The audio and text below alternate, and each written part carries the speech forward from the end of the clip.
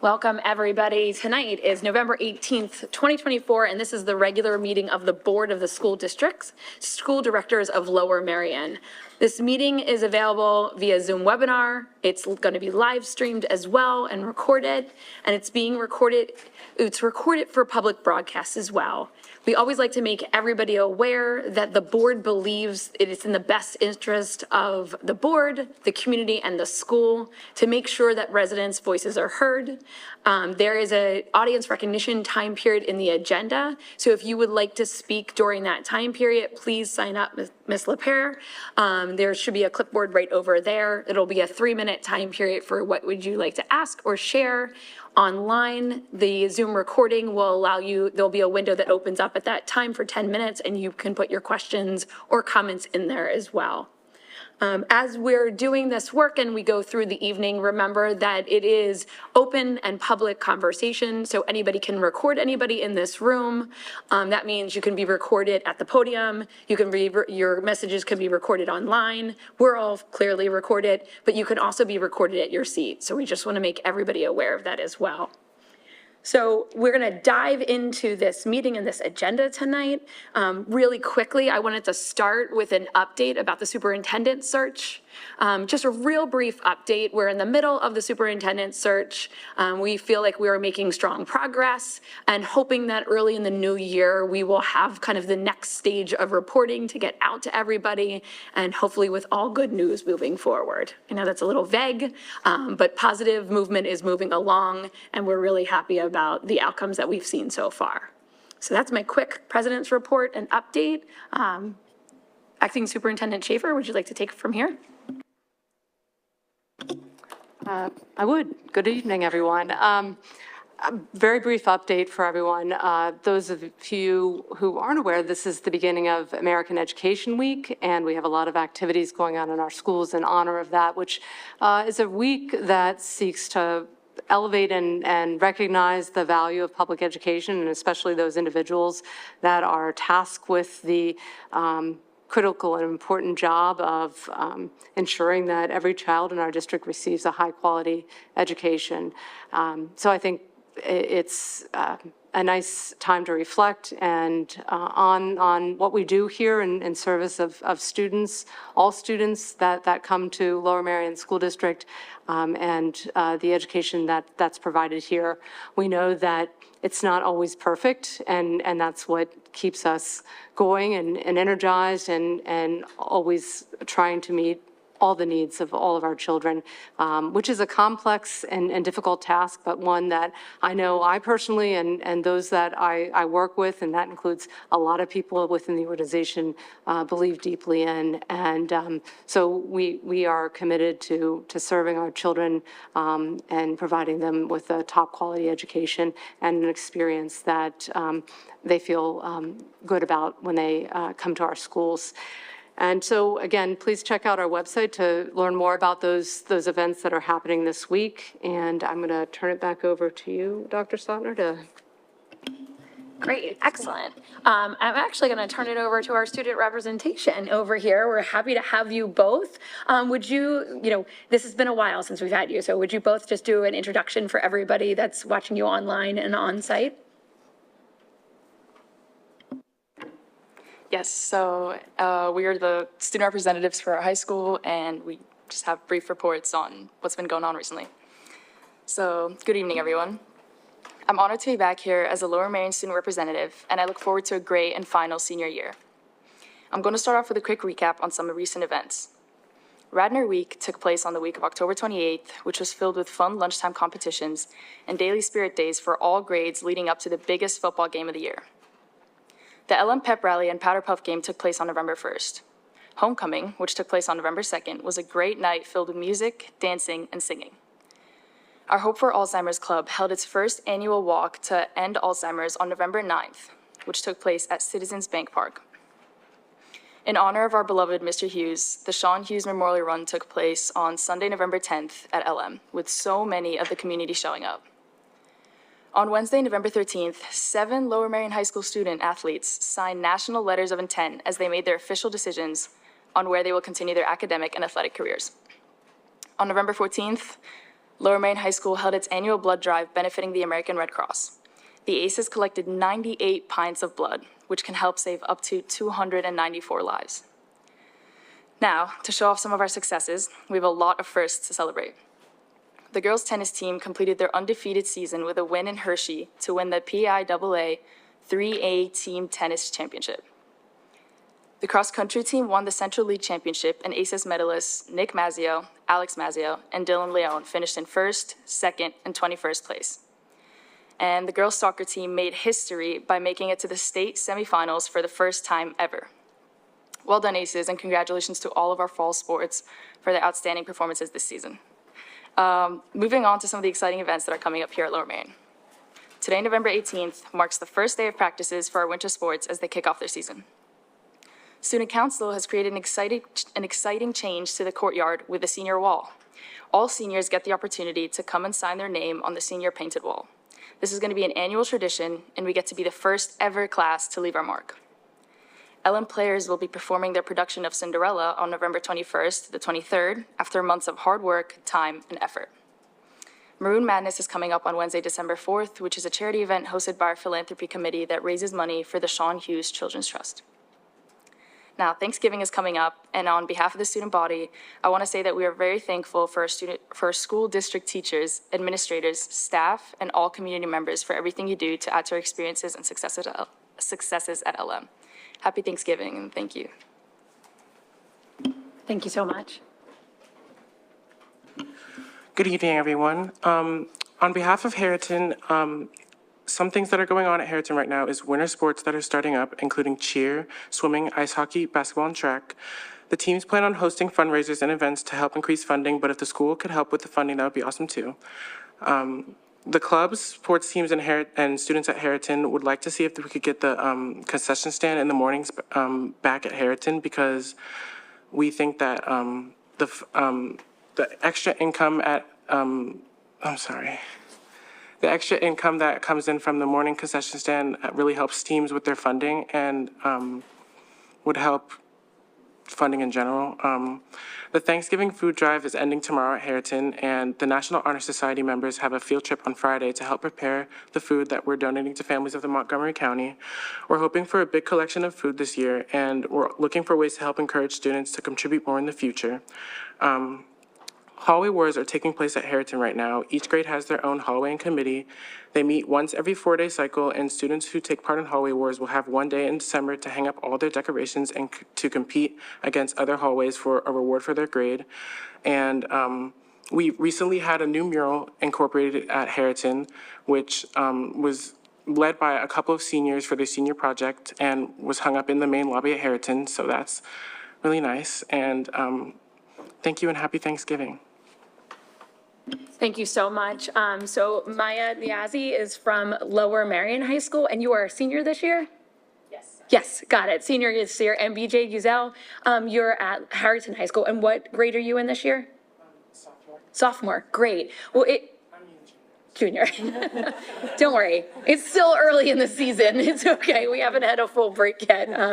I forgot what day it was most of the day, so we understand. I think it's really important. We all love to hear kind of the updates and what you all care about, what you put forward and focus on. And also, I really appreciate throwing an ask in there, so take the mic time when you need it. So I like that a lot, and I want to thank you both for being here. It also always reminds me, and I know it reminds my colleagues on the board and our community, what the purpose is of us here. If we could have representatives from every elementary, middle school, and high school, we would. But you can, we know you can budget your time, and if you need to leave, you can leave as well. But I just wanted to thank you for coming back with us again, kind of giving us the inside scoop of what's happening and what you really deem important. So thank you.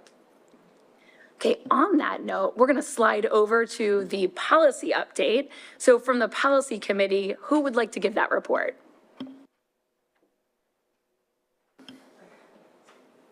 Go ahead, Mel. Okay. Apologies, I don't have it prepared. So it was a later agenda. We had proposed for adoption the policy equity moving, which just changed the moved the definitions over to the AR, and that was So that was the policy in AR, and we moved that forward. We had a first reading of the service animals in schools, and with the discussion on that, and that moved forward as well. And then we moved into the AR 206-4 and had a discussion, and there was not really anything to move forward, but we are discussing it, and I don't believe, is that coming back again? Okay, we're going to be talking about that in December. And then for discussion, then we had for discussion three policies: AR 262 for homeless students, policy for artificial intelligence, which we have are setting a framework for a new policy, and AR 151-2A for student activities, and those are all under discussion and will be coming back in the next session. So that's it for the policy meeting, and we do not have we're not having a meeting in December because these items are more so they've kind of come to a natural close, and we're going to be talking further about certain ones in January that are on this list, but just so that we have a fresh look at them and start this discussion off in the new year. And so currently, we do not have our 2025 meetings on the agenda, but the next one will be early in January. Okay, thank you. Thank you. Okay, we're going to curriculum committee. Sarah? You didn't? Oh, yeah, sorry. We did move curriculum committee for all of the work we're doing on the superintendent search, so sorry about that. We will be having it in December, correct? December 2nd. December 2nd, immediately following the reorganization meeting of the board. So if you want to come and see us swear back in, I guess, well, we don't take another oath, but we reorganize and then you can stay for curriculum. Fantastic. And October 17th was facilities and purchasing committee meeting. Who's going to give that update? Sure. Sorry, we had our meeting on that date. We went through the list of bills. Some things to highlight was on the purchasing report, we are finishing the last portion of the weatherproofing of Penwyn Elementary School. So after this, the whole roof will be complete.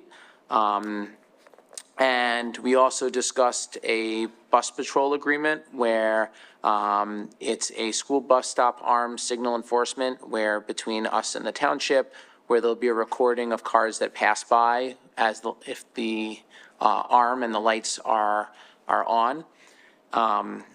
And people that pass by it during that period of time will receive a ticket or a violation as a result of that.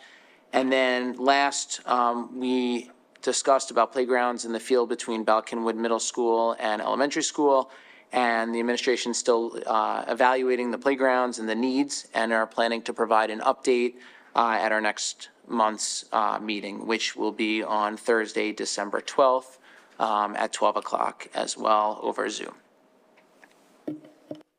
Thank you very much. Excuse me, I'm sorry, may I please interrupt? Absolutely. I made a mistake on the paperwork in front of you. So the meetings that we have, the reports on were the November 1st policy, the November 14th facilities, and then there's also the November 13th equity and anti-racism. So I apologize. Great, thank you for that. I thought that was a really long time ago. So equity and anti-racism meeting, which we just had last week. Who would like to do the update on that one? So as we just heard, we met on November 13th in this boardroom. It was in person and also live streamed. I was present, Shayna was on Zoom, Sarah was present as well, and we also had staff members here as well. Ms. Schaefer gave a presentation on equity in public schools, explaining what the federal and state mandates were, as well as local initiatives and accountability measures, which gave some good background as to what the work is that we keep talking about doing. So now we know a little bit more for those of us that may not have been as well versed. Now it was really helpful to have that background. And we also talked about, Ms. Schaefer also presented about cultural proficiency teams, gave a kind of a brief overview and an update. It was well attended by the community, and we look forward to the future meetings after the reorganization as well. The date is not set yet. yeah, stay tuned. Thank you. Thank you so much. Okay. No other changes to the script. Kate, we're good. So it's time for audience recognition. At this time, we will hear public comment. If you would like to speak at tonight's meeting and have not done so, please make sure you sign up with Ms. LaPere. You can do that right now. And as we go through this, remember the webinar chat will be open for 10 minutes. Please put your questions or your comments in the webinar chat. You can submit them any way you want. Please always remember to share with us your name and what part of the community you live in. You don't have to tell us your street address or anything like that. Just I live Curry and I live in Narberth. General information is very helpful. Ms. LaPere, do we have any public comments in person? We do. Thank you. Okay, first up, we have Elon Deckel, and then Omar Deckel, then John Bellis, and then Megan Hill.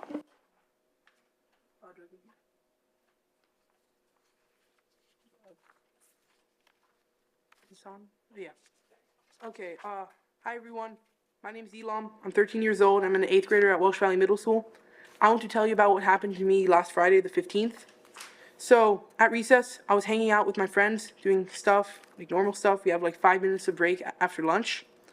One of my friends was singing Christmas songs loudly, and then someone in my grade started chanting the anti-Semitic chant of "From the river to the sea, Palestine will be free." Me, being Jewish and Israeli, this offended me.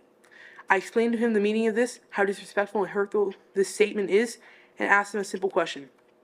Do you hate Jews? He responded by saying, and I quote, "Donald Trump will kill all the Jews." I believe this is wrong and asked him again, do you hate Jews? He raised his hand with a Nazi salute. And then we were walking back to class, he whispered in my ear, when I'm president, there will be no more Jews. Like many of you, I was shocked. How today, in Welsh Valley, a student feels comfortable saying such horrific and anti-Semitic things. This hurts me, my family, and my community on many levels.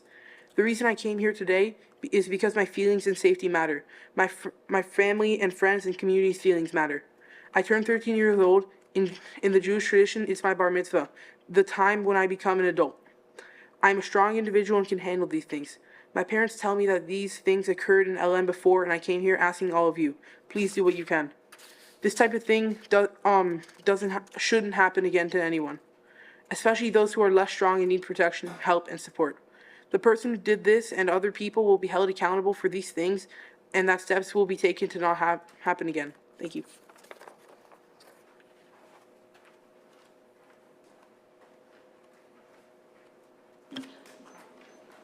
I would just like to speak on behalf of the entire board to thank you for your bravery of coming up and sharing that with us. We are unbelievably horrified at this information, and we are so sorry, and thank you so much for telling us. Ms. Schaefer, would you like to share as well?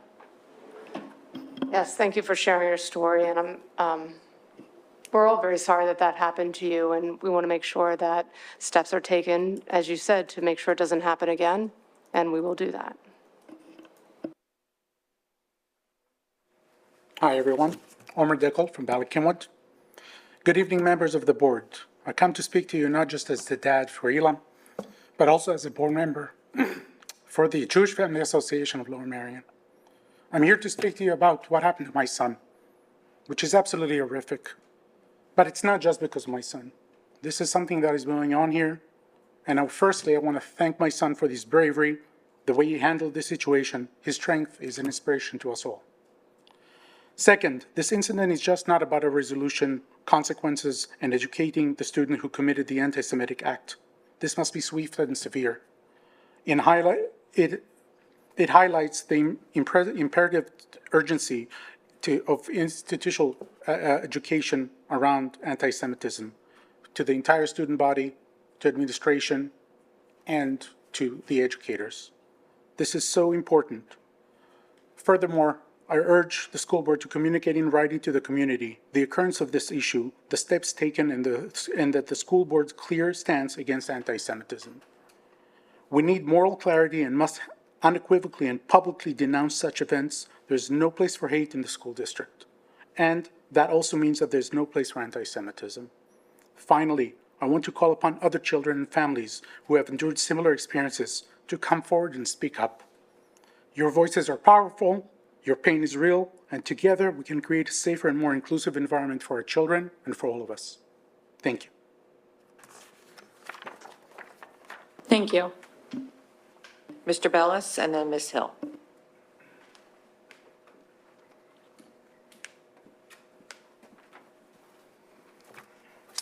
Hello, John Bellis from Wynwood.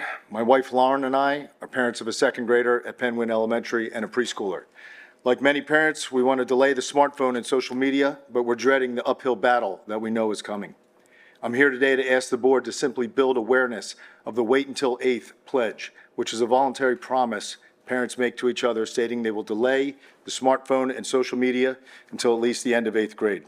This is a nationwide nonprofit which we have no affiliation with other than we want to see it grow.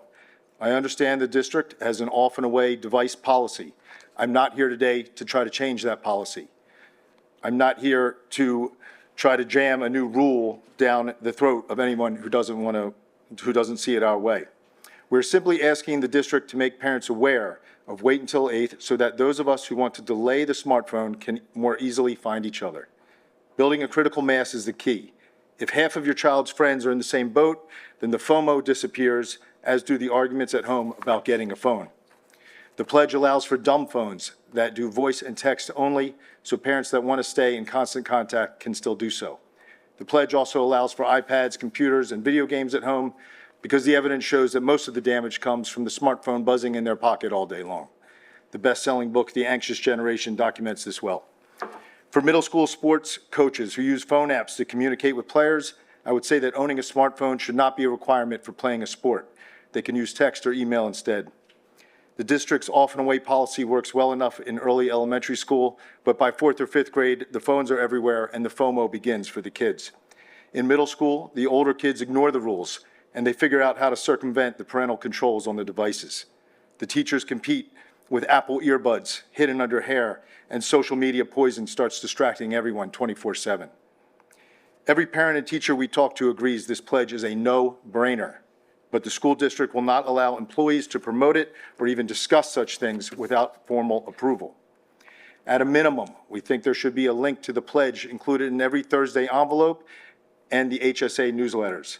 Beyond that, there could be posters in common areas, yard signs or banners visible at car line, handouts at HSA fundraisers like this. There could be discussions about it at parent-teacher conferences, and there could be a mention by the principal during the orientation sessions at the start of each school year.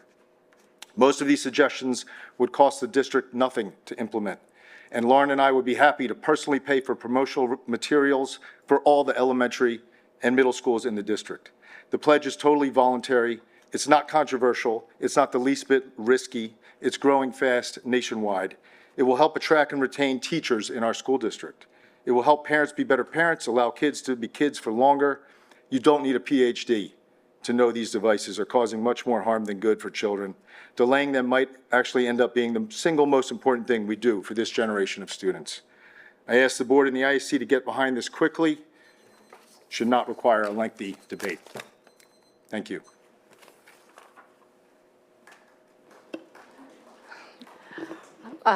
Sounds like there's a lot of support for this, and I too am someone that, in the last time I held this position, working with our wellness committee, talked a lot about social media and phones, and that's when the Surgeon General's report came out about the health risks of cell phones and social media to our children. And so I don't know where the narrative came from that there was a prohibition on moving forward with supporting such a commitment. It didn't come from me. So I say that to share that I think there are complexities to how we do this, knowing that, as we've talked about, often away and some of the ways that individual families feel about that. I understand that it is an optional program, and I think there's a lot of benefit to doing something as a community around this. And we've been having conversation with other schools within our district that are, our private schools in the district to talk about how can we elevate this as a community-based endeavor So I think there's a lot of pros to doing this as a community, and whether it's aligned specifically to wait until 8th or not, but the sentiment, I think, is something that we very much share as an organization, and certainly in my role as acting superintendent, something that I think is a really important message that we are better served sharing with students and being aligned, families, school district, township even, and other local partners. So I would encourage us to continue that conversation. And Megan, just to add to that, we also have an intergovernmental meeting with our fellow commissioners that are supporting us in ways across the county. We can absolutely put this on the agenda too. So send us what you have on that and we'll make sure we share it out with them.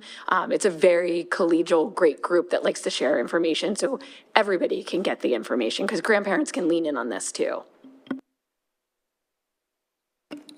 Megan Hill?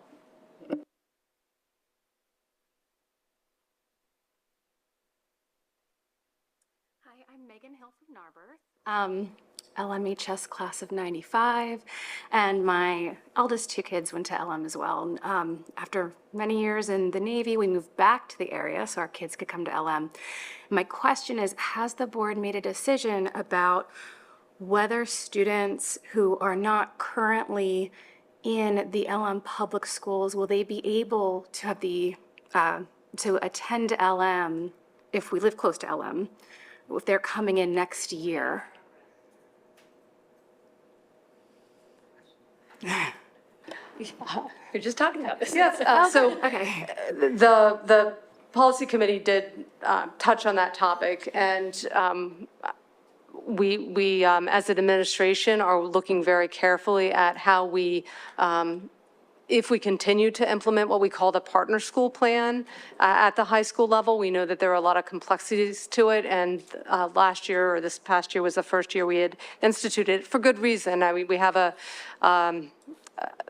our facilities, you know, at Lower Merion High School are being taxed by the current enrollment there, and so we needed to take some action to alleviate some of that. So there was a reason behind it, which we had shared out. And so we're in the process right now of putting our recommendation forward that will be presented to the board, we anticipate in December for next year. So stay tuned, and we have put that messaging on our website because we know that there are a number of families that are watching this closely. So, and we also understand those that have been residents for a long time have a particular interest in understanding the direction and why if we make that decision, and we'll be sure to report that out as well.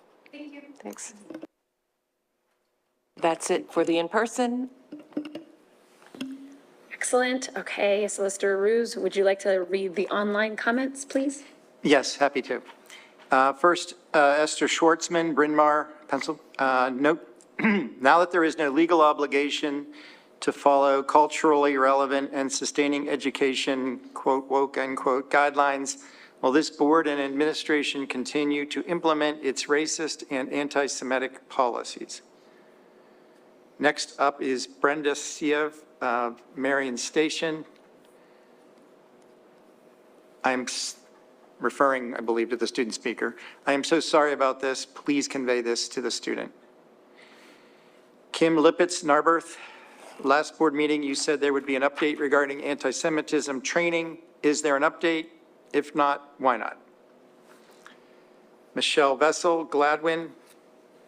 The last several meetings I have attended, there have been many in the community stating that there are educational gaps and microaggressions geared towards the Black and brown students. There are many state and federal mandated programs in our district to help with this issue, yet the community is telling you that there is still a major problem. Adding to that, the Jewish community has an anti-Semitic problem going on in our school district and have handed you training on a silver platter with a vetted program at no cost to the district, yet the school district will not find the time for the training. When will the district take our concerns seriously and make the proper changes for both of these groups? We are all tired of feeling like we are getting the runaround and would like a real plan with a date set and for programs in place, give data to show if they are working and what positive changes you have made. Adrian Seltzer, Wynwood. One of the things forgotten in the policy committee meeting was the report by multiple parents of the racism their children experience. I applaud the bravery of the student who spoke about the anti-Semitic acts perpetrated upon him and other children. Now more than ever, Black and Jewish parents and students need to unify to fight the hate they are experiencing that is unacceptable. The NAACP and JCRC of Jewish Federation of Greater Philadelphia are working to do just that. Thank you. Sarah Schreffler, Ardmore. My child is a 5th grader at Welsh Valley Middle School. What plans does the school have in place to deal with anti-Semitic incidents at the school, as was shared earlier in the evening? That concludes the chat comments. I want to do one update. Do you want to go first, and then I'll do the board side?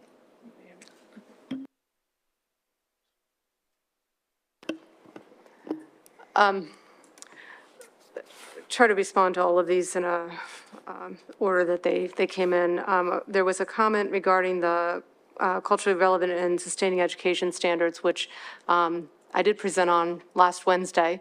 And on Friday, I was notified, or we were all notified by the Department of Education that those had been rescinded and replaced with a new framework, Common Ground.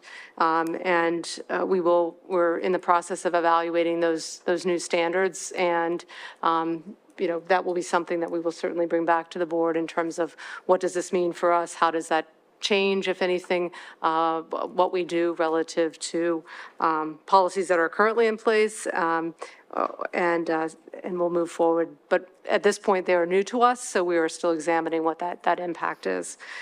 There were comments regarding last week's meeting that we heard around microaggressions and student experiences. And there are families that I spoke with after the meeting, and what we expect is that incidents that happen at the school level are dealt with swiftly through an investigation and outcomes, which could be consequences for the student involved, as well as potentially restorative opportunities for the students involved as well. And there are a lot of components to that, and we've talked about those in various forms, and we certainly can spend some time talking about this in another committee. But I want to assure you that under our policy and under the work and practices that we employ in this district, if as incidents arise, they are dealt with in a responsive way.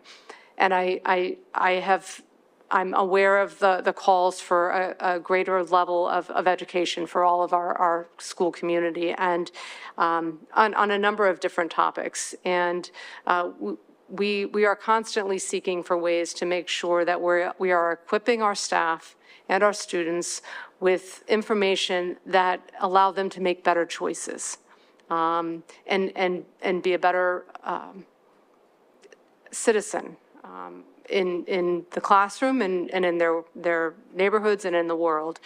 And there are various ways that we do that.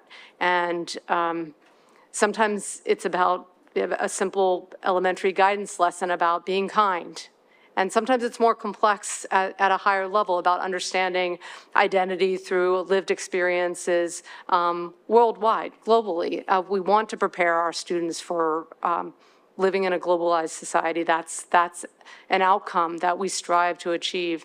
And understanding the complexity of all of those things, we understand in the moment, it feels very real for members of our community who are hurting.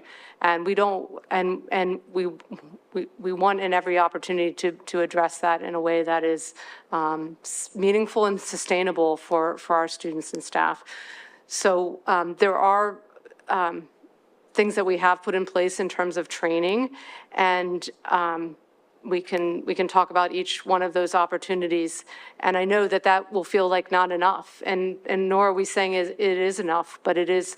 I want to assure our community that's listening that there are steps that we have taken and will continue to take to address racism, anti-Semitism, and pain that our community is feeling. Because what we don't want to see, and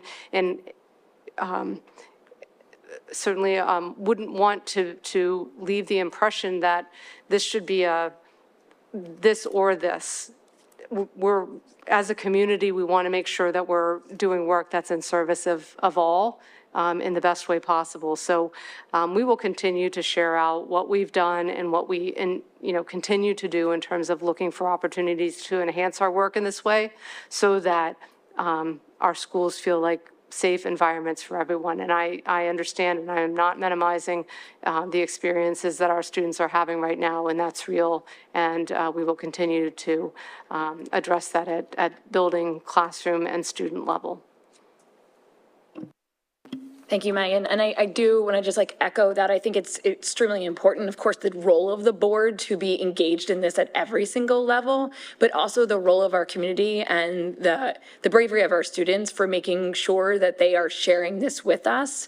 I just want to thank all of our students who have had incidents, really having that bravery to tell us and not hold it back and not let it slide and bringing it to the forefront. And we're seeing this across our district. We're seeing it across our country as well. And this is something that we're going to have to be diligent and vigilant on and moving forward. And how do we lean into also the restorative justice and the restorative practices of building back, having people understand the harm that they caused, and then also having other people be able to reclaim that power back so they feel like they're in a safe and trusted environment. Kim Lippitz asked a question, I think it was Kim, online about the board's training. We have spoken, thanks to Jason really leading this work with the Weissman. That is, a board training is happening in the new year. They have a very busy schedule, but have been unbelievably helpful for us to dive into a training that we're looking at hopefully in January, but I'll just say new year. It's really going to dive into Jewish peoplehood, Jewish identity, and the Jewish diversity. That will be kind of we're looking at a 2-hour training. We are happy to know that it is with the JCRC. And I heard Adrian say online that they're doing some work with the JCRC and the NAACP in the community. And we are just in any possible way can partner and echo and go to those trainings as well, we will.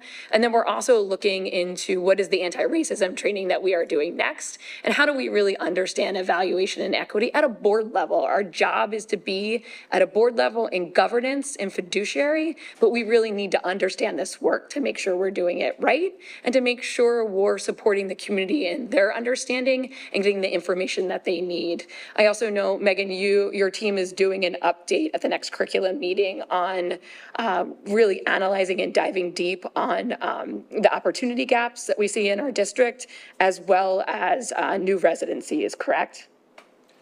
Yes, that is correct. Great. And that meeting is, Denise? Thank you, December 2nd. I can't get it.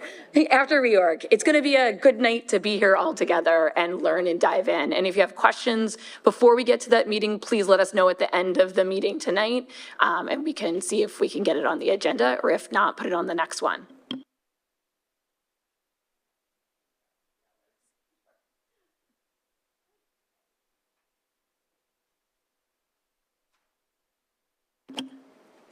Okay, so read the public comments. So Solicitor Ruse, at this time, we want to move forward with approving tonight's agenda, but there are 2 sections of the consent agenda that we would like to pull out for discussion. I think I'm doing this in the correct order, and they would be item 10A and 10B. Okay, so you'll take the consent agenda first and then take those 2 items. Okay, great. Yeah. Yep. So I just do the same thing with the consent agenda, correct? Okay. So, do I have a motion to approve the consent agenda?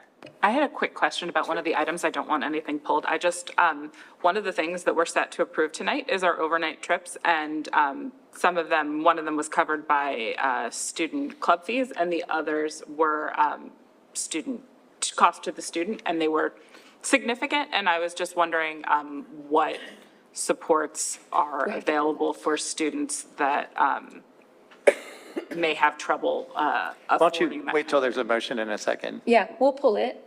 Oh, I didn't want to pull. I mean, I don't need, I just wanted Well, you may, information about it.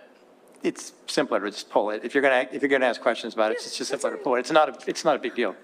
Give me the letter and the number so I do it right. I just don't want to run anywhere near us not approving these No, for it's our fine. students. It's just questions, clarification. That's how we pull. That's all right. It's all good. Okay. It's item 10C. 10, okay, that's great. 10 is a hot number tonight, so let's dive in. We're gonna do that again. Do I have a motion to approve to approve the consent agenda except 10A, 10B, and 10C? So moved. Second. All in favor? Aye. Opposed? Abstentions? Motion passes. Can we pull item 10A, and Solicitor Roos, could you read that for us so everybody has it? Or would you like me to? Motion to approve renewal of World Book Inc. in the amount of $11,286 for the 24-25 school year for grades K-12. And do I have a board member who has a question on that? I have a question. I don't remember seeing that during the curriculum board meeting, and wondered if we could have that presented just with some background, how it was, if it's used as a primary versus supplemental source. Curious about its usage. The World Book is our online encyclopedia. All students have access to it straight through class link. Previously, we also had Encyclopedia Britannica, but we've limited that. Maybe 3 years ago, that was taken off, so it remains our only online database resource for all students to do research, and that's available K to 12. Can I ask a question, Beth? Is it used as, so K through 12, is it used as like the primary sort of go-to resource for that kind of research? Or I guess I'm just curious the functionality of it because it's digital, there's so many other sort of sources available. It's something that's put forward from our librarians. They manage that. There's also a high school database that's more research-based, that's more age-appropriate for them, not for the younger students, but it's the database that gives more credible resource to students as opposed to something like a Wikipedia. And when we were younger, we had like hard copy encyclopedias, and now they're online. Yep. Thank you. Any other questions? Okay, so now we go for, Motion second. yep, okay, here we go. Do I have a motion to approve 10A? So moved. Second. Thank you. All in favor? Aye. Opposed? Abstentions? Motion passes. Okay, now I'd like to read 10B, please. Motion is to approve the purchase of Flashlight 360 student license and Insight Premium ELD resource in the amount of $22,250 for the 24-25 school year. Do I have a question from the board? I have a question. Along the same lines as Abby, I think this is partly because we did not have a curriculum meeting this past month because things got shifted a bit. But could we just explain a little bit, as this is a new program, not a renewal like the World Book, what exactly Flashlight 360 is, what it provides for us and our students? Flashlight 360 is for our ELs. Our ELD teachers are using this. We went through an informal program evaluation from the Montgomery County Intermediate Unit. It is their recommendation for a progress monitoring system. There's 4 elements in communication, and I think it focuses primarily on speaking and writing.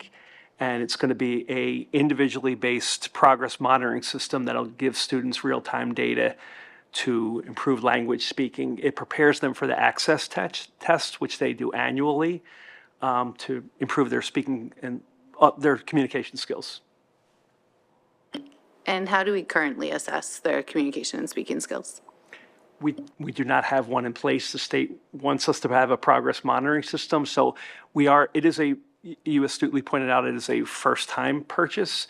So it allows us to pilot this for the year to see if that's what we want to invest in long-term. And it was the recommendation of the Montgomery County Intermediate Unit. And as a pilot, what grades or schools are we planning to pilot it in? It's my understanding it's the whole system, K to 12. And then just one quick logistical question regarding the quote. Is there a reason why it was split up 100 on this page, then 50 on this page, 50 on this page, instead of just the whole quote altogether? I'm not aware of the reason yeah.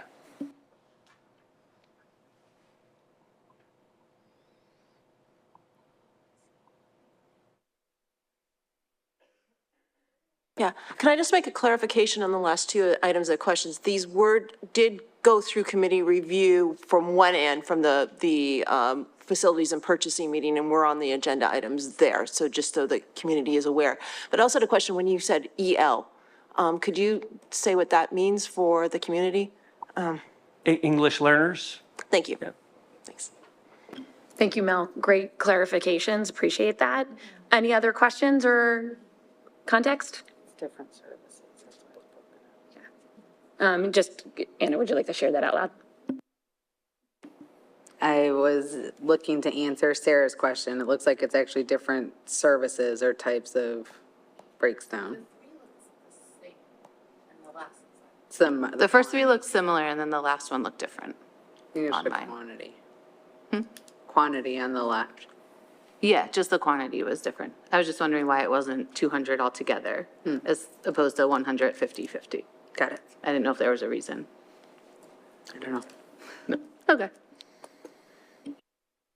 Okay, great discussion. Do we have a motion to approve 10B? So moved. Second? Second. All in favor?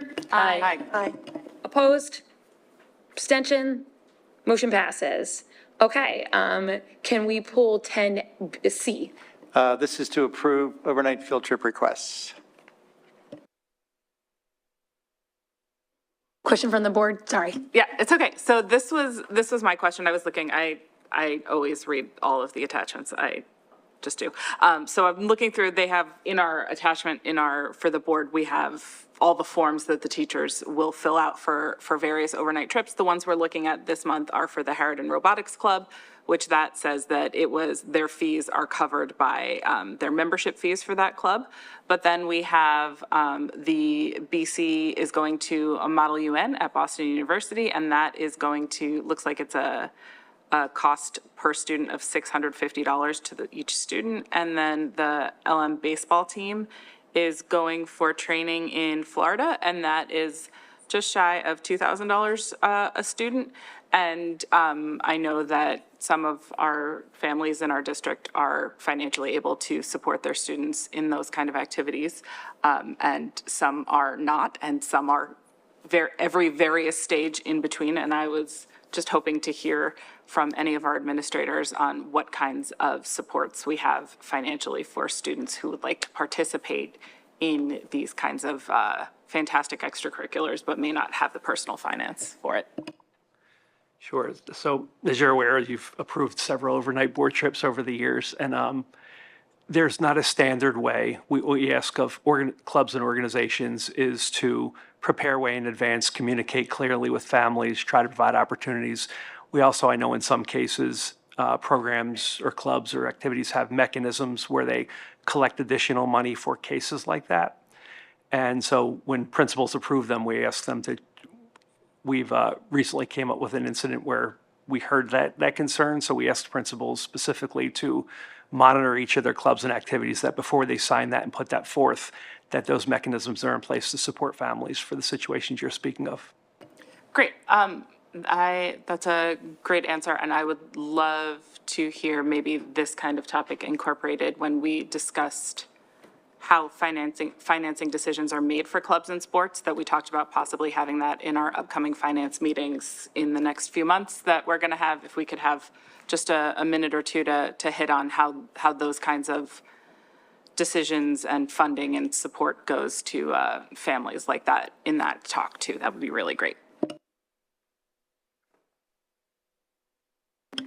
A question for that. When we're monitoring that, are we keeping record of how many students are not attending? Like, is there a way to see if, we're visually monitoring, we're trying to make sure, but are we seeing like an impact change, especially when we see prices increase?